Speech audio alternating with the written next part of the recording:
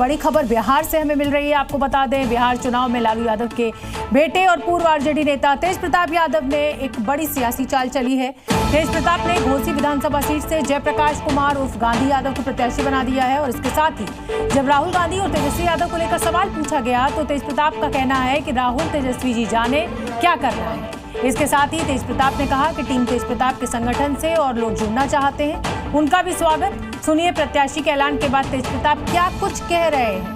प्रताप यादव से ये अपने संगठन से लड़ना चाहते हैं, इनका स्वागत है, इनको मदद किया जाएगा। तो राहुल गांधी जी जाने और तेजस्वी जी जाने क्या करेंगे वो लोग? उसमें कुछ गड़बड़ी है क्या? ऐसा लग रहा है कि जो मुद्दा उठाया जा रहा है एसआईआर को लेकर। ठीक है, चुनाव आ गया है सामने, तो हमको तो फाइट करना ही है, लड़ना ही है।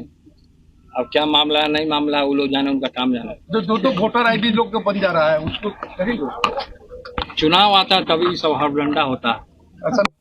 फतेहपुर मंदिर मकबरा विवाद का मुद्दा उत्तर प्रदेश विधानसभा में आज जमकर गूंजा। विपक्ष के विधायकों ने विधानसभा में जमकर हंगामा मचाया और हंगामा करते हुए विधायक वेल तक पहुंच गए। नेता प्रतिपक्ष माता प्रसाद पांडे ने मुद्दा उठाया और सरकार की तरफ से मंत्री सुरेश खन्ना ने जवाब दिया। लेकिन इस सवाल जवाब के बीच सदन में जमकर नारेबाजी हुई और इतना हंगामा बरपा कि विपक्ष के विधायक वेल तक पहुंच गए। विपक्ष ने सरकार पर चर्चा न कराने का आरोप लगाया, तो वहीं सरकार ने कहा कि कानून से ऊपर कोई नहीं है। मानव बड़े महत्वपूर्ण मामले हैं, हम उसे उठाना चाहते हैं। फतेहपुर में इतने बड़ा सांप्रदायिक सद्भाव बिगाड़ने का कार्य हुआ है, उस सबको हम उठाना चाहते हैं। 29 नंबर पर अगर सरकार नहीं चाहेगी तो सरकार उठाने नहीं देगी। कल की जो घटना थी, बाकायदा इस पर रिपोर्ट पंजीकृत हुई और पूरी तरीके से कानून अपना काम करेगा। जो भी कानून को अपने हाथ में लेने की कोशिश करेगा, जो भी कानून को अपने हाथ में लेने की कोशिश करेगा, उसको न्यायिक प्रक्रिया के तहत दंड जरूर मिलेगा। मैंने सरकार ने सदन में जानकारी दी कि अब तक 10 लोगों के खिलाफ नामजद मुकदमा दर्ज हो चुका है, जबकि 150 अज्ञात लोगों के खिलाफ एफआईआर दर्ज की गई है। फतेहपुर विवाद पर जहां विधानसभा में जमकर बवाल हुआ, तो वहीं बाहर भी इस मुद्दे पर राजनेता अपनी सियासी रोटियां सेकते नजर आए। इस मुद्दे को हिंदू मुसलमान का रंग देने की कोशिश भी की जा रही है। कांग्रेस सांसद इमरान मसूद ने तो यहां तक कह दिया कि अगर कोई मुसलमान होता तो अब तक गोली मार दी जाती। तो वहीं असदुद्दीन ओवैसी भी इमरान मसूद के सुर में लाते नजर आए। क्योंकि इमरान मसूद जैसे लोग ही तुष्टीकरण को बढ़ावा दे रहे हैं, किसी भी घटना को कानून की नजर से नहीं, एक धर्म विशेष के नजरिए से देख रहे हैं। इतनी नफरतें मत बो कि आग काटना मुश्किल हो जाए। अगर सामने मुसलमान होता तो सीने पर गोली मारते हो। बीजेपी का जिला अध्यक्ष था तो आप कह रहे हैं हमने समझा बुझा के शांत कर दिया। तो वहीं एआईएमआईएम के अध्यक्ष ने कहा कि उत्तर प्रदेश में धर्म देखकर कानून काम कर रहा है। अगर वही लोग मुसलमान समाज के होते तो क्या होता? आपको सोचिए, तो कानून का इस्तेमाल जो है ना, मजहब को देखकर, पॉलिटिकल आइडियोलॉजी को देखकर इस्तेमाल किया जा रहा है। हालांकि फतेहपुर में तो अब माहौल शांत है, सरकार और प्रशासन अपना काम कर रहे हैं। इस मुद्दे पर सियासत कम होने का नाम नहीं ले रही। फतेहपुर के बाद बहराइच में माहौल बिगाड़ने की कोशिश हुई। अराजक तत्वों ने देवस्थान पर बने चबूतरे पर तोड़फोड़ की। तोड़फोड़ के बाद पूरे इलाके में तनाव का माहौल पैदा हो गया। हजारों की संख्या में लोग मौके पर इकट्ठा हो गए और आरोपियों के खिलाफ कार्रवाई की मांग करने लगे। लेकिन सवाल ये कि बहराइच में माहौल बिगाड़ने के पीछे आखिर किसकी साजिश है? क्योंकि लोगों का आरोप है शरारती तत्वों ने उनके देवस्थान के चबूतरे पर तोड़फोड़ की है। तस्वीरों में आप देख सकते हैं कैसे इस चबूतरे को क्षतिग्रस्त किया गया है। घटना के बाद लोग मौके पर इकट्ठा हुए और सड़क पर जाम लगाया। इस दौरान कई घंटों तक लोग जाम में फंसे रहे। लोगों का कहना है कि पुलिस ने रातों रात दोबारा चबूतरे को बनवा दिया है। ये तरीका क्या है? इससे तो लोगों को दिक्कतें हो रही है। दिक्कत आएगी तभी तो सरकार को पता चलेगा। तो पुलिस वाले को आपने देखा ही है किस तरीके से रातों रात को चौतरा बनवा दिया गया। इसमें पुलिस मिली हुई है, लेकिन इससे आप लोग परेशान हो रहे हैं ना। पीछे गाड़ियां नहीं मिली है, इस तरीके से काम करती तो हम यहाँ पे रोड नहीं। पुलिस ने मामला दर्ज कर कुछ लोगों को हिरासत में लिया है और ये जानने की कोशिश कर रही है कि इस साजिश के पीछे कौन है। उत्तर प्रदेश के महाराजगंज से एक हैरान कर देने वाला मामला सामने आया है। यहाँ शिक्षा विभाग की ई चौपाल में अचानक अश्लील वीडियो चल गया और ये घटना उस वक्त हुई जब डीएम साहब की अध्यक्षता में बैठक चल रही थी। तभी शिक्षा विभाग की ई चौपाल में अश्लील वीडियो चल गया, जिससे मीटिंग में शामिल सभी अधिकारी हैरान रह गए। दरअसल स्कूलों की समस्याएं जानने के लिए ई चौपाल लगी थी। सरकारी स्कूलों की समस्या जानने के लिए डीएम की अध्यक्षता में ई चौपाल आयोजित की गई थी। कहाँ पे है ये जनपद? ई चौपाल जूम मीटिंग पर हो रही थी, जिसमें डीएम के अलावा बेसिक शिक्षा अधिकारी, बीईओ, हेडमास्टर, सरकारी टीचर और आम लोग जुड़े थे। तभी अश्लील वीडियो चलने लगा, जिसे देखकर सभी अफसर ई चौपाल से लेफ्ट हो गए। मीटिंग में कई महिला अधिकारी भी जुड़ी हुई थी। मामला 7 अगस्त का बताया जा रहा है। बीएसए के आदेश पर बीईओ ने 2 अज्ञात के खिलाफ एफआईआर दर्ज कराई है। वहीं पुलिस इस मामले में साइबर एक्सपर्ट की मदद ले रही है। आवारा कुत्तों को लेकर सुप्रीम कोर्ट के हालिया फैसले पर समाज अब 2 धड़ों में बटा हुआ नजर आ रहा है। सर्वोच्च अदालत यानी सुप्रीम कोर्ट ने लावारिस कुत्तों की समस्या को बेहद गंभीर समस्या माना है। दिल्ली और एनसीआर की सरकारों को 8 हफ्ते के भीतर आवारा कुत्तों को शेल्टर होम में रखने के आदेश दिए हैं। लेकिन इस फैसले के बाद डॉग लवर्स और आवारा कुत्तों से परेशान लोगों के बीच में जंग छिड़ गई है। इस मुद्दे पर सियासत भी खूब हो रही है। फैसले पर नाराजगी जताने वाले लोग उस समय कहां जाते हैं जब ये आवारा कुत्ते राह चलते लोगों पर अटैक करते हैं।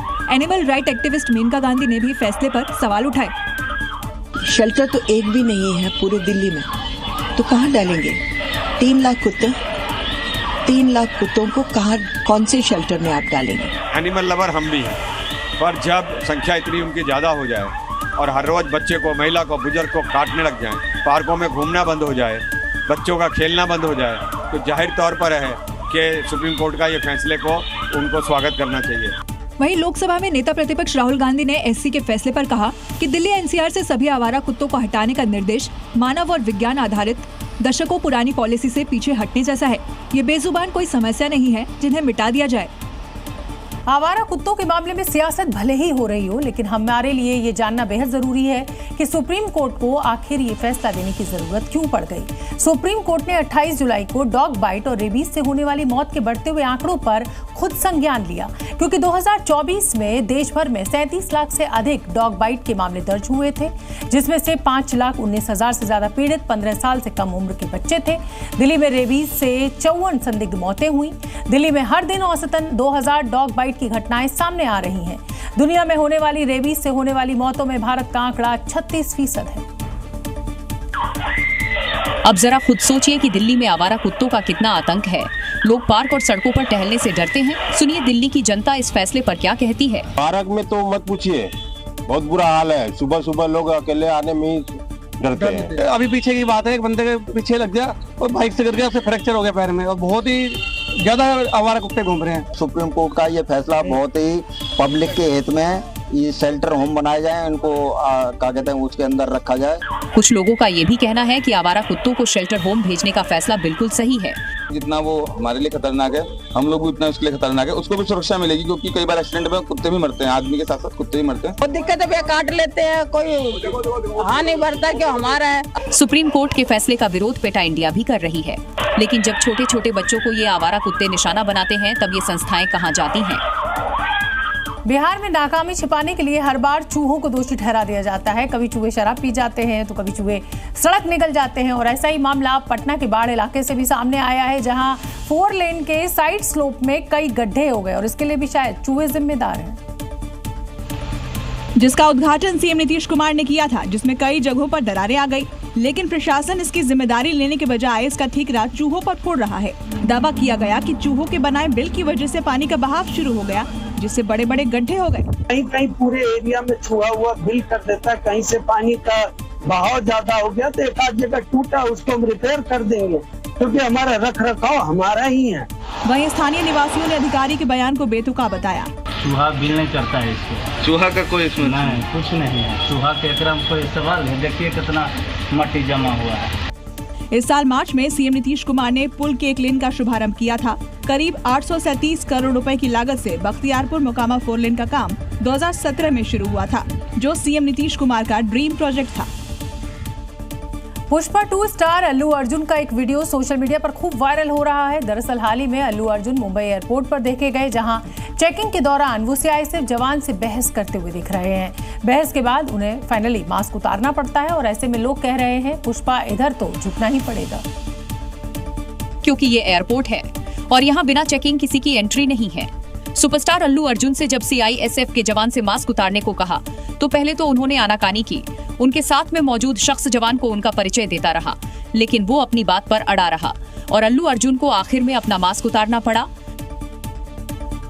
ये घटना मुंबई एयरपोर्ट की बताई जा रही है। अल्लू अर्जुन सफेद टी-शर्ट और काले ट्रैक में नजर आ रहे हैं।